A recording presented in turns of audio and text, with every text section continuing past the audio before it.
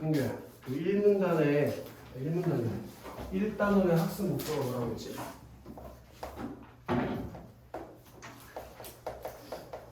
협곡과 장문 네?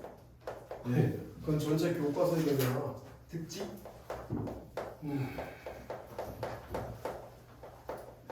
제발 이렇게 나눠서 공부해. 합법과 작문의 본질에 대해서 공부하는 거 200번 넘게 얘기했어, 한규야. 근데 니네 1단원이 몇 개로 나눠져 있어? 2개로 나눠져 있지? 그렇잖아. 소단원 2개로 나눠져 있잖아. 그 두 번째 소단원이 뭐냐고. 1단원의 소단원이 뭐냐고. 그게 합법과 작문의 특성과 기능에 대해서 이해하라며. 그럼 니네 머릿속에 합법과 작문의 특성은 뭐? 합법과 작문의 기능은 뭐? 이렇게 정리가 돼 있어야 된다고 친구들. 그래야 문제를 푼다고 한규야. 바로 읽어봅시다. 그래서 얘가 합법과 작문의 특성에 대해서 얘기해줘. 그지 유민? 자, 우리는 일상생활에서 많은 시간을 말하고 듣고 쓰는 활동을 하면서 보낸다. 합법과 작문은 말하고 쓰는 일과 관련된 여기가 중요해. 의사소통이라는 말에다가 발표나 칠래? 여기 살포시 그 밑에 가로로 써놔라. 공통점. 이게 개념 문제에서 많이 물어보는 부분이거든. 합법과 작문의 공통점과 차이점에 대해서 많이 물어봐. 근데 화법 행위도 작문 행위도 다 의사소통 행위라는 점에서 공통점이 있다고. 이해되지? 그래가지고 표현 수단은 다르지만 그 표현 수단에다가 별표 하나 때릴래. 그건 뭐라고 볼 수 있어? 서윤 차이점이라고 볼 수 있겠지. 차이점. 그건 다르지만 의사소통 행위라는 점에서 공통점이 있다. 그렇게 표현 수단은 다르지만 둘 다 의사소통 행위라는 점에서는 공통점이 있다고 지금 됐나? 자, 화법에다가 아마 네모치라고 얘기했을 거야. 전에도 치라고 했고. 잘 보자고. 형광펜 하나 쳐 있어야 되지? 말을 사용해서 사고와 정서를 주고받는 의사소통 행위다. 그게 화법에 뭐였어, 한규야? 개념. 자, 화자와 청자는 주로 거기 미주 쳐 있을걸? 안 쳐 있으면 지금이라도 빨리 쳐라. 직접 대면. 그게 뭐였어, 저기야? 다현아. 직접 대면에서 의사소통하다는 게 화법에 뭐였어? 특징이었지? 직접 대면한다는 점. 그리고 또 쳐야지. 언어적 표현, 목소리, 표정이나 몸짓. 그래서 설아가 목소리를 달리해서 의미를 전달하는 걸 무슨 표현이라고 하나? 표정이나 몸짓은. 그럼 이것들도 뭐라고 볼 수 있어? 화법의 특징이라고 볼 수 있겠지? 언어적 표현으로만 의미를 전달하는 게 아니라 준언어, 비언어적 표현을 활용해서 의미를 전달한다는 점. 그게 화법의 특성. 그래서 자신의 사고와 정서를 다 주고받는다. 여기서 한번 끊어버려. 여기까지 뭐에 대해서 제시해 준 거야? 화법의 개념과 특징. 화법의 개념과 특징에 대해서 얘기해 준 거지? 오케이? 그리고 바로 장문에 네모 쳐 있어야 돼. 장문은 여기 형광펜 쳐 있잖아. 그래서 지원아. 문자를 사용해 자신의 사고와 정서를 표현하는 의사소통 행위다. 그게 지원아 뭐요? 장문에. 개념. 자, 화법과 달리라고 했으니까 이제부터 뭐가 나오겠냐? 차이점이 나오겠지. 차이점. 필자와 독자가 시간과 공간을 공유하지 않는다에다가 좀 별표를 쳐놓는 게 좋아. 그게 지원아 화법과 장문의 뭐라고? 알았습니까? 차이점. 시간과 공간을 공유하지 않는다. 그게 합법과 장문을 뭐라고 지어? 사실 다리가 아픈 거지 머리가 아픈 거 아니잖아, 그렇지? 지금 더 아파질 수도 있어. 시간과 공간을 공유하지 않는 게 합법과 장문의 뭐? 차이점. 그래서 장문을 의사소통 행위라기보다 필자의 일방적인 행위라고 생각하기 쉽다는 거 잘못된 생각이라는 얘기지. 우리가 글을 쓸 때 어떻게 하는지 생각해보자. 글을 읽게 된 독자의 머릿속을 떠올리면서 독자를 어떻게 글로 추대할지, 자신이 글에 독자에게 어떤 영향을 미칠지 고민한데, 이걸 봤을 때 여기도 비추쳐 있을 건데 장문 역시 필자와 독자가 상호작용하는 행위라는 것을 알 수 있다. 그러니까 일방적인 행위가 아니라 다현아, 장문도 필자와 독자가 뭐 한다고? 여기까지 한번 또 끊을까? 여기까지 다현아 뭐가 나온 거야? 장문의 개념과 특징이 나온 거지. 그래서 지금까지 지금 우리가 뭐에 대해서 알아본 거야? 그래, 합법과 장문의 개념과 특성에 대해서 알아본 거지.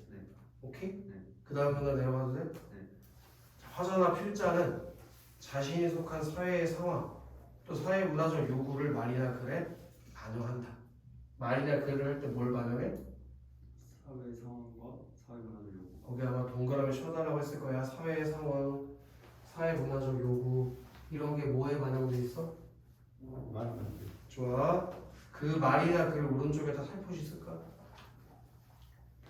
이렇게 사회의 상황과 사회 문화적 요구를 담은 말이나 글을 우리가 5글자로 뭐라고 한다고 이미 배웠는데 상규야.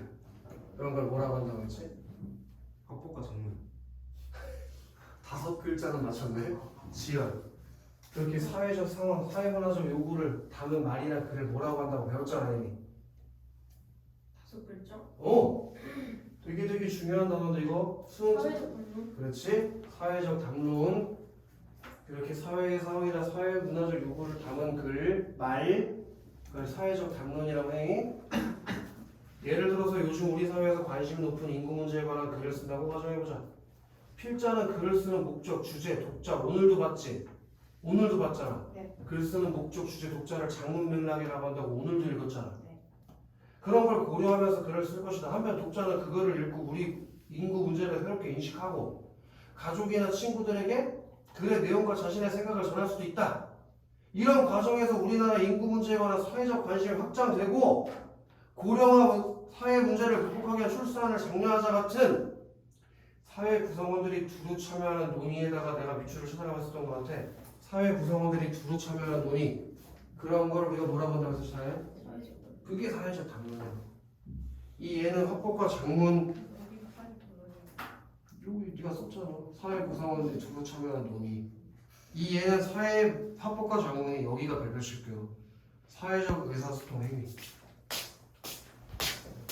그러니까 니네 머릿속에 이게 정리돼 있어야 돼.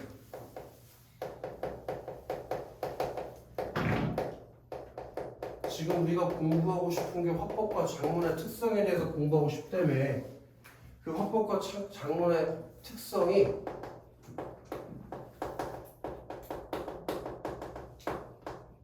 사회적 의사소통 행위라는 점이 화법과 장문의 특성이라고 좀 요약될 수 있는 거라고. 여기 나와 있는 거 싹 다 요약하면 저거 한마디로 끝낼 수 있는 거예요. 오케이?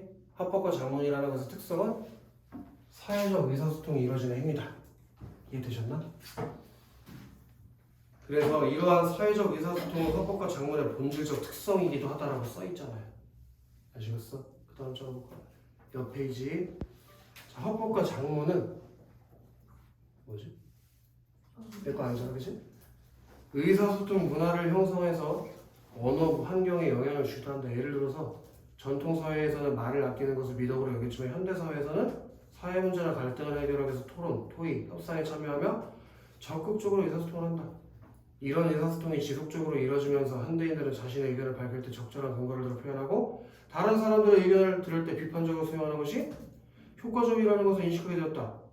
이와 같이 화법과 장문은 개인적 의사소통의 행위를 넘어선 예에다가 네모하나 초이스라고 했었으니 사회적 의사소통 행위. 이렇게 사회적 의사소통 행위이기 때문에 우리가 말하거나 글을 쓴 것들은 공식적인 책임지는 태도를 지녀야 한다고 얘기했다고. 이렇게 해보면 되겠다. 이 화법과 장문이 사회적 의사소통 행위이기 때문에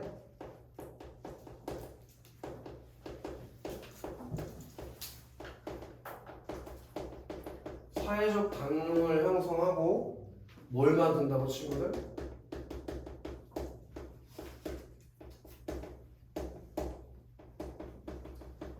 의사소통 문화를 형성해낼 수 있다는 것까지 정리가 되면 끝나는 거야. 쉽지 그치 지훈아? 벌써 머릿속에 다 들어갔잖아. 그치? 그 다음에 이제 화법과 장문의 기능에 대해서 해야 된다고.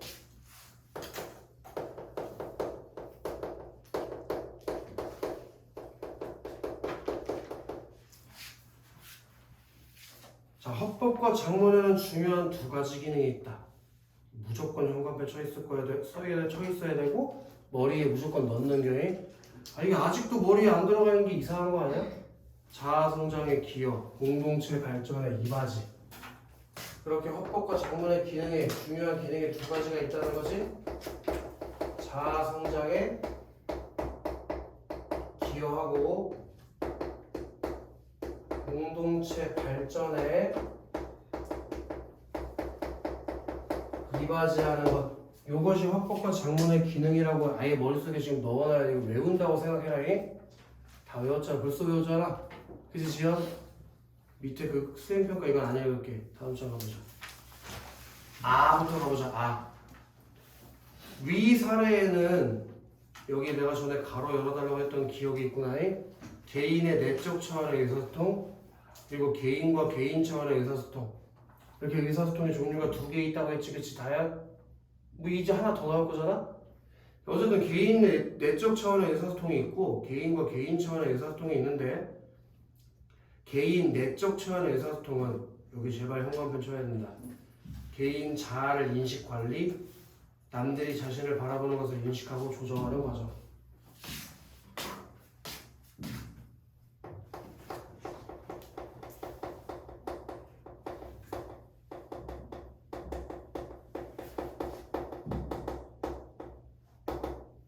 요게 개인의 자아를 인식 관리하고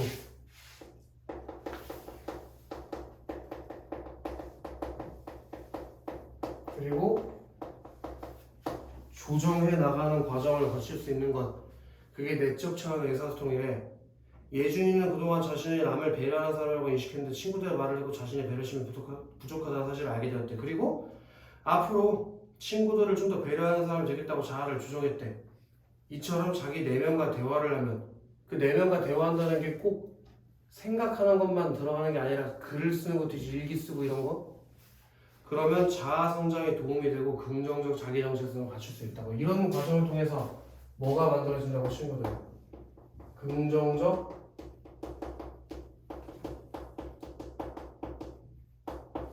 자기 정체성이 만들어지면서 자아가 성장하게 된다고 친구들. 그게 아까 처음에 얘기했던 자아 성장에 기여하는 기능인 거지.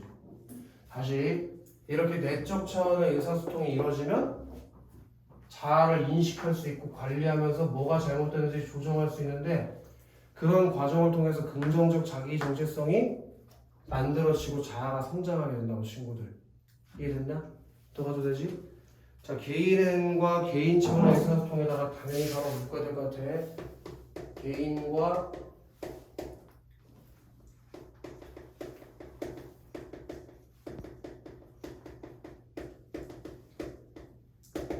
개인 차원의 의사소통. 요것은 현관펜 때려라. 언어를 주고받으며 화자와 청자, 필자와 독자 간의 의미, 가치, 태도, 믿음을 공유하는 과정. 그렇게 글쓴이랑 읽는이 말하는 화자랑 청자가 의미, 가치, 태도, 믿음을 공유하는 과정이래. 그냥 쉽게 쓸게. 생각을 공유하는 과정이라고 정리해도 상관없지? 의미, 가치 이런 게 다 생각이라고 할 수 있잖아.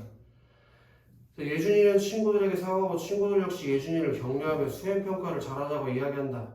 이처럼 화법과 작문을 통해 의사소통하면 여기도 현관펜 쳐 있을 거예요. 문제나 갈등을 해소할 수 있고 서로에 대한 이해도가 깊어져서 인간적 유대를 형성할 수 있다. 이렇게 문제 해결 그리고 인간적인 유대감을 형성해 나가는 기능이 있다고. 이 화법과 작문 행위를 통해서 충분히 이해가 되시겠지? 자, 더 나아가서 화법과 작문은 거기도 좀 가로를 열어보자고. 공동체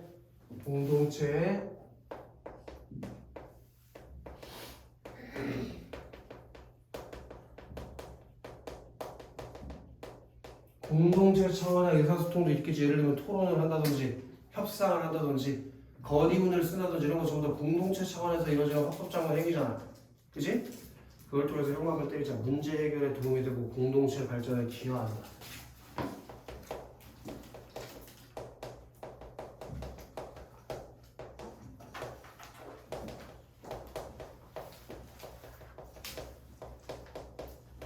이렇게. 그 뒤에 이제 흑인 인권운동 지도자 넬슨 만델라의 연설이지. 연설은 무슨 차원의 의사소통이요? 공동체 차원의 의사소통이라고 얘기할 수 있겠지. 그것이 수많은 사람들의 마음을 움직이고 행동을 변화시킨 남아프리카 공화국에서 인종차별 정책이 폐지되는데 큰 역할을 했다. 이와 같이 학폭과 장롱 활동은 여기 있고 이거 긍정적 자기 정체성 확립 그리고 다른 사람과 원만한 인간관계 맺는 거 요거 그지? 그리고 요거 공동체 발전을 추구 이것들이 화법과 장문의 기능이라고 머릿속에 정리할 수 있지? 따라서 화법과 장문 활동을 할 때 자신이 무엇을 중요하게 여기는지 염두에 두고 원활한 대인관계 유지하며 사회적 의사소통에 적극적으로 참여하는 자세가 필요하다 라고 노트에 제발 정리하면서 공부해라. 글을 하나씩 다 외울 수는 없잖아. 그리고 다시 한번 얘기해도 시험 보기로 굉장히 많을 걸로 예상이 되거든? 이미 많아 지금 이미 그치? 근데 수특이 만약에 예를 들어 10지문 들어가는 순간 양이 어마어마할 거야. 그러니까 지금부터 조금씩 정리해서 머리에 넣으라고. 시험 보기 전날 못 외워. 너는 절대 못 외워 이거. 얘네 머리를 과대평가하면 안 돼. 미리 조금씩 나눠서 공부하라고. 복습하는 것마다. 알겠지 장지훈 씨? 지금 외우고 있잖아. 좀 쉬었다 합시다.